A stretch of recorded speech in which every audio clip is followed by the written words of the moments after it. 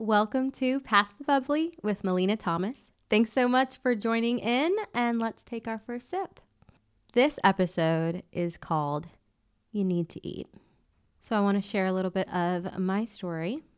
When I was in college, I got heartbroken by someone that I thought I was going to marry. And if you want to hear that story, the complete story, I share it in one of my earlier episodes in my How to Get Over an Ex episode, so you can listen to that. But after the breakup, I struggled with self-image. And one of the ways that I punished myself after feeling like a failure by not being chosen anymore by this person, subconsciously, I decided that I wasn't going to eat anymore.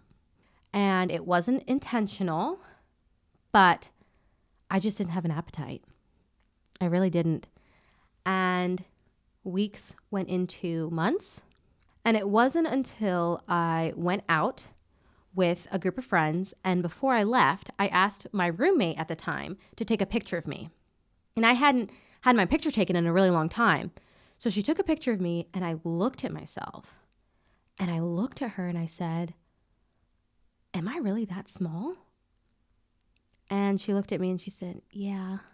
And it was a huge wake-up call. And if you want to see that image, I have it on my Instagram, and you can see the drastic change that my body went through. And you'll be able to notice it right away because I look like a skeleton.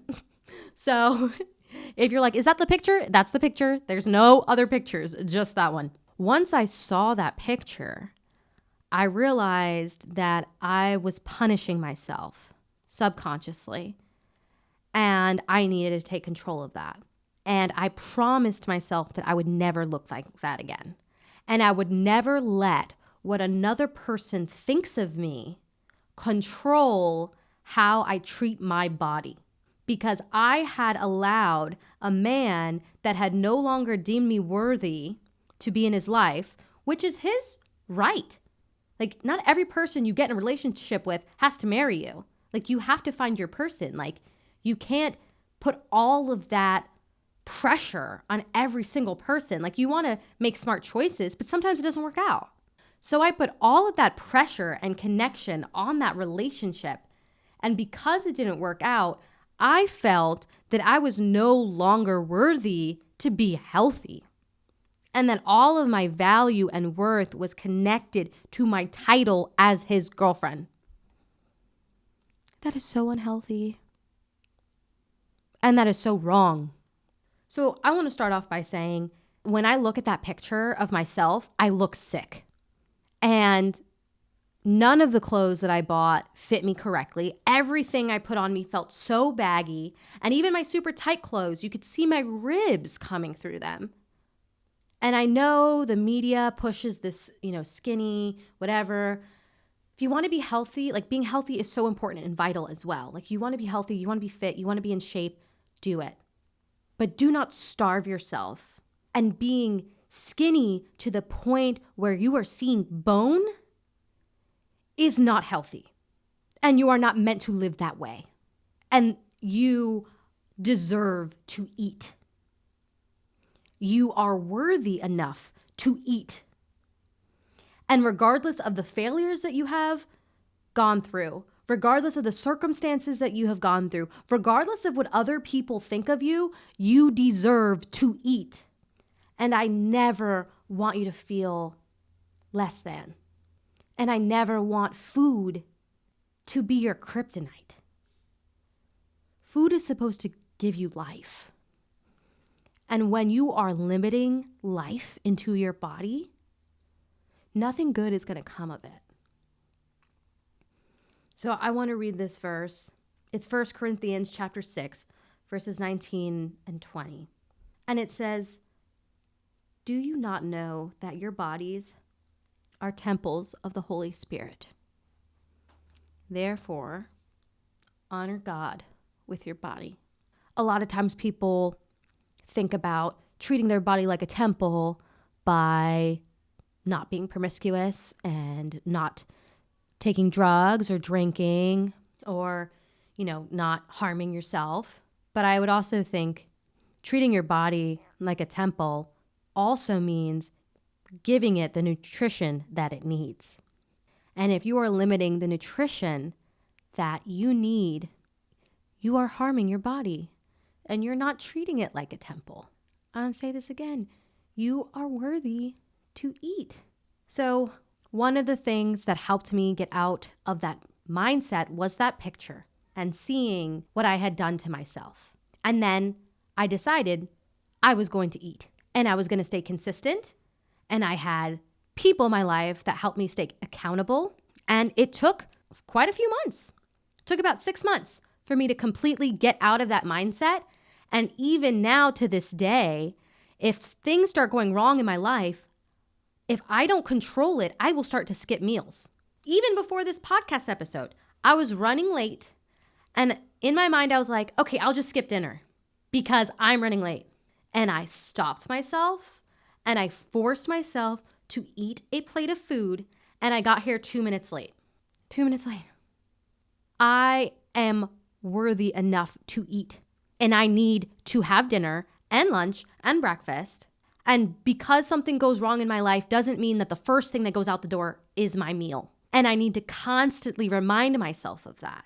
But because I have made that promise and I haven't broken that promise, I dropped down to 84 pounds. And I have never dropped below, and I'm a small person, I'm 5'1", so please don't use this as a number of, I want to get that small. No, please don't do that. I have never dropped below 98 pounds. So I fluctuate between 98 pounds and the most I've ever weighed when I was eating so heavily and I was lifting weights like absolute crazy, I got to 115.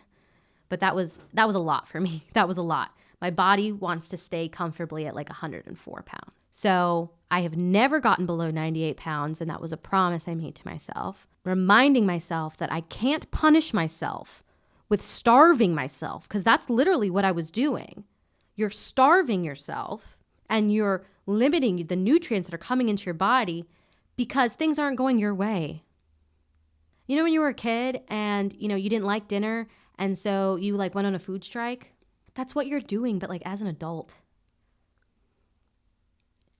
And we shouldn't do that to ourselves. And if I'm being honest, when my ribs were peeking through my clothes and I had low stamina, I had no confidence. It's very hard to be confident when you're harming yourself.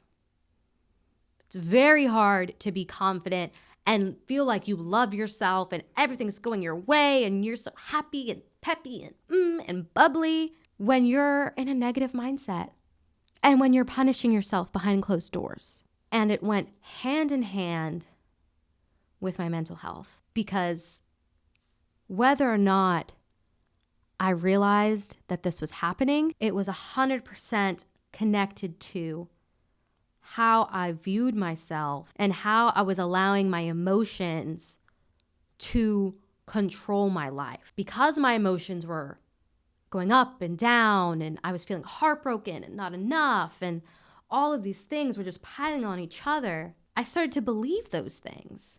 And then I thought, if he doesn't see this value in me, then it must not be there. You're going to let another person determine the value that you have when God has already told you that you are the most valuable thing in his life. You are the most important thing to him. He sent his son to die on a cross for you, and he has paid for you. He has bought you for a price. And you're going to sell yourself again to something that doesn't care about you. That's something that is destructive. And I know this might come off a little harsh, but it took someone to speak to me in that way for me to wake up. And I want you to wake up. You have so much value. You are so worthy. You are so loved by God. And I'm so sorry you're hurting. And I'm so sorry somebody hurt you. And I am so sorry about all the things that you've experienced. And I cannot wait. I cannot wait for God to return. I cannot wait for Jesus to return. And you want to know what my favorite thing about thinking about the end is?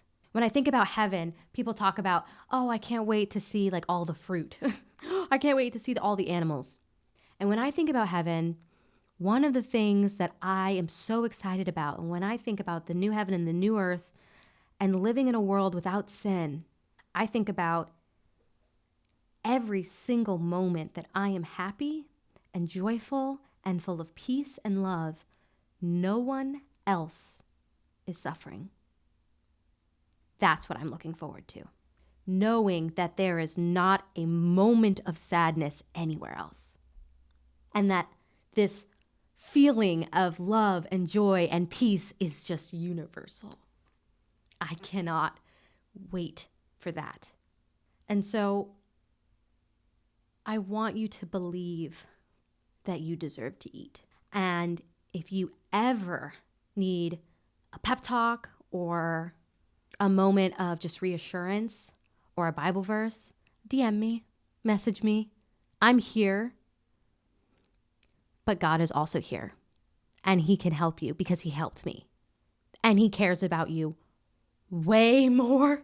And he knows about you, and he knows everything that you've been through and everything that your parents have been through and your siblings and everything. So he knows exactly what to say to you in the perfect amount of time. I might say something that comes across a little harsh because that's just what I do. I don't know. I come for throats accidentally. I don't mean to, but I don't know. It's my delivery, I guess. But I do it with a kind heart because I want to see you guys grow, because we don't want to stay the same. We always want to evolve. We want to transform. We want to continue to reflect Christ. And we got to shed back those layers. And it's going to take work, and it's going to take time, and it's going to take faith and trusting in God. And it's going to take being thrown in the arena, being thrown into the lion's den, but it'll be worth it. I know it will. Thank you so much for listening, my bubbly babes. I always appreciate you being here. As always, if you're watching on YouTube, I will link all of my social medias in the description, and I will see you next Sunday for another topic. I hope you guys have a blessed week, and I love you all so much.